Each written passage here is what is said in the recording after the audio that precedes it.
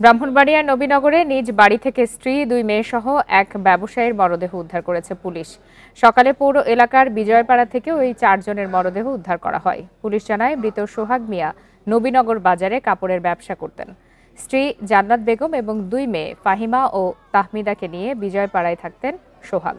সকালে ঘরের মধ্যে তাদের ঝুলন্ত মরদেহ উদ্ধার হয়। মরদেহগুলো ময়নাতদন্তের জন্য জেলা সদর হাসপাতালে পাঠানো হয়েছে।